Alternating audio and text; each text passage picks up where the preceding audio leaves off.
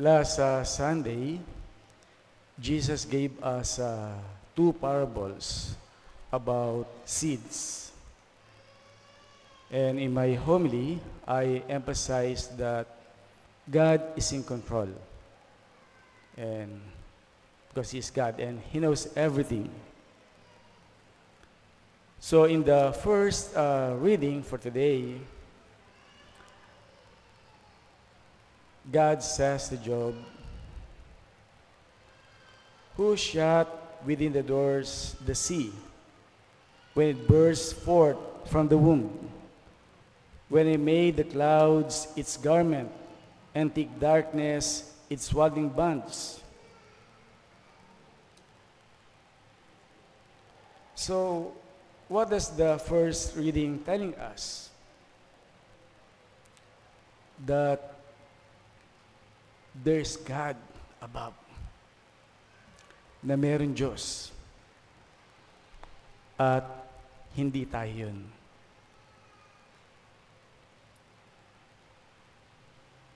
That's why sa ating gospel for today, Jesus commanded the sea, right? And the sea obeyed Jesus. So, pinakita doon na si Jesus ay tunay na Diyos. Kasi siya may kapangyarihan siya sa lahat ng nilikha. Kasi sa unang pagbasa, so pinakikita doon na meron Diyos na lumikha ng lahat ng bagay at tayo ay mga nilikha lamang. Kaya at iba yung pananaw ng Diyos sa pananaw natin, iba yung pag-isip ng Diyos sa pag-isip ng tao. Kaya sa pinakita sa Ebanghelyo na itinuturo doon na si Jesus ay tunay na Diyos. Kaya dapat yung kanyang mga alagad ay huwag magduda sapagkat kasakasama nila ang Diyos. Ang Diyos ay nasa gitna nila at hindi sila maano. At ito rin yung sinusupport ng ating responsorial song for today sa mga sinasabi dito. Pinapatunayan ang mga bagay tungkol sa Diyos na ang kapangyarihan ng Diyos sa lahat ng bagay. Kaya kapag dumating yung bagyo sa buhay natin, sana lagi natin maalala yung salita ng Diyos.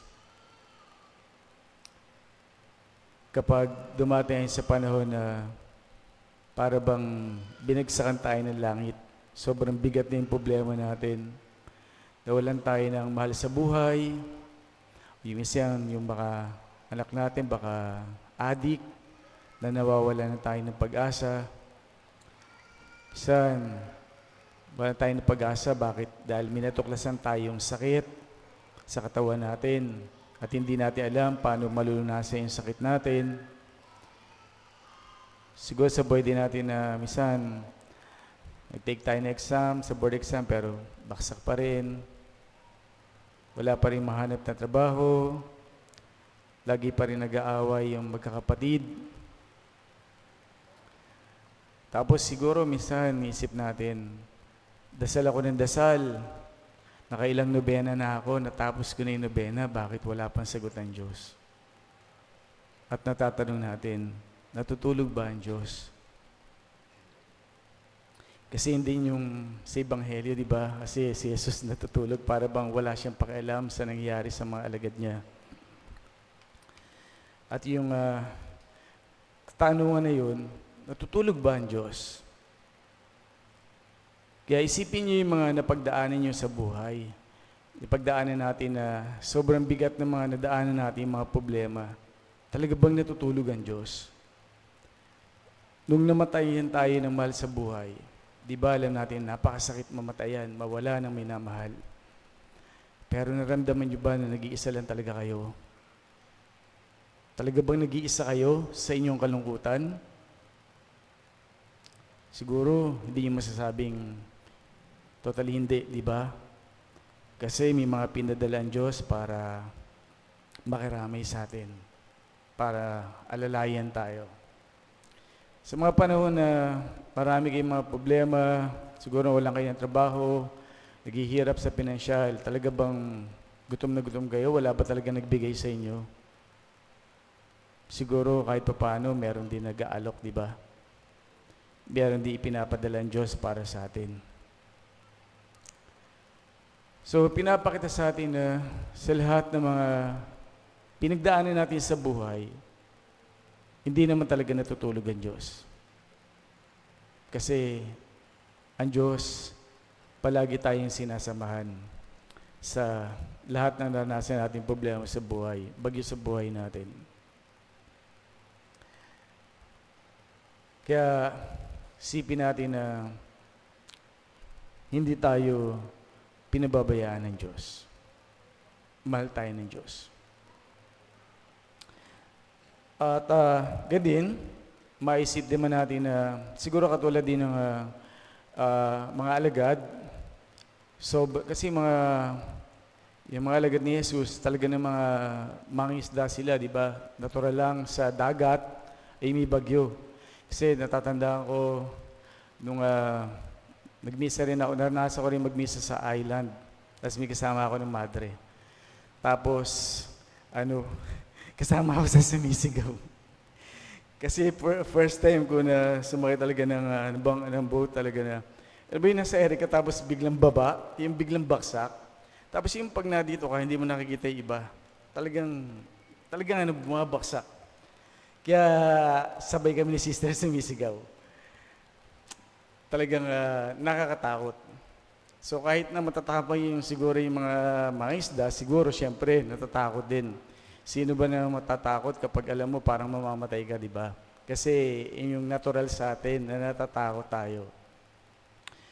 So naunawaan tayo ng Diyos sa mga naranasan natin, sa mga takot natin sa buhay, yung mga parang wala ng pag-asa.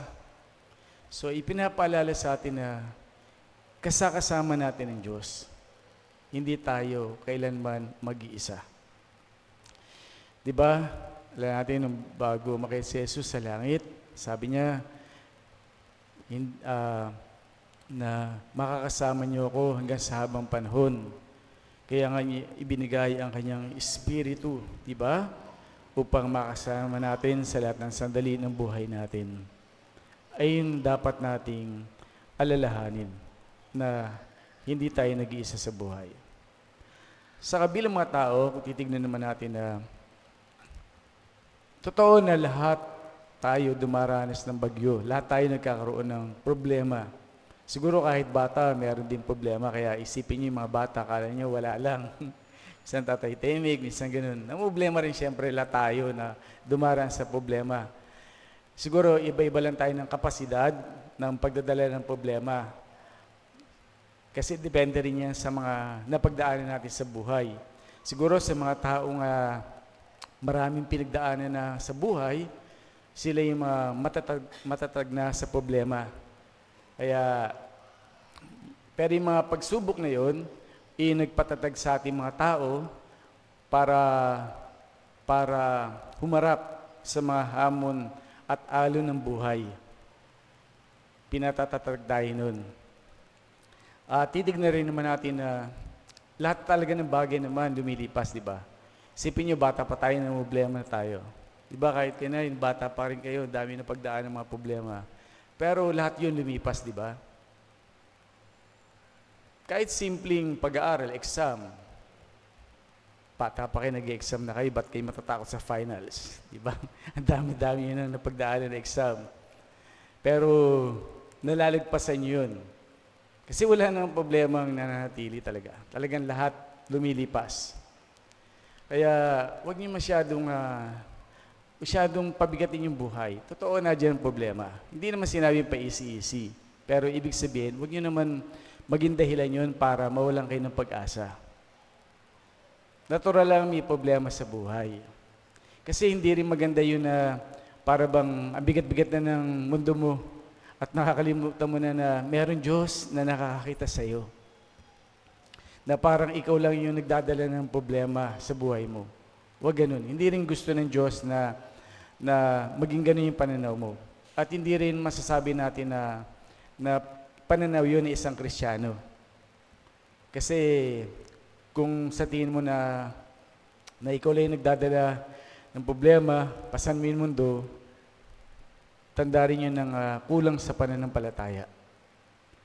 Kaya huwag din natin kalimutan na tumingala sa langit kapag tayo bigat na. Kasi meron Diyos naman na nakagapay din sa atin. At isipin din natin na lilipas din yan. Diba? Kasi lahat naman ng bagay sa mundo ay lumilipas. Isa lang naman yung hindi lumilipas, di ba? Sino yun? Diyos. Diyos lang yung hindi lumilipas. Siya lamang yung nananatili sa atin. Kaya, saan pa tayong magtitiwala? Siyempre sa Diyos na hindi nagbabago. Sa Diyos na hindi lumilipas. Sa Diyos na palagi nagmamahal sa atin. At yung hamon sa atin na ikalawang pagbasa, na tayo bilang mga anak ng Diyos, sana ipakita rin natin yung pananampalataya natin sa ating Panginoon, yung pananalig natin. Huwag naman yung puro tayo na lang mga nakikita natin problema sa buhay, mga bigat sa buhay. Minsan sana sa buhay natin, sana ipakita rin natin yung katatagan natin na yung pananampalataya natin sa Kanya. Yung sabi natin sa buhay na, oo, ngayon bigat na bigat ako. Oo, ngayon lumuluha ako. Pero alam ko kasama ko ang Diyos. Alam ko, hindi niya ako papabayaan. Sana yung ipakita natin sa buhay natin bilang mga Kristiyano. Yung pagbibigay buhay sa ating kapwa-tao. Yung pagbibigay pag-asa. Kasi maraming tao nawawalan ng pag-asa. Maraming taong sumusuko. Kaya nga sila nagpapakamatay. Kasi nawawalan sila ng pag-asa. Sumuko na sila sa mga hamon ng buhay. At maraming tao ang nakakaranas ng kawalan ng pag-asa. Kaya dumarami yung pagpapakamatay.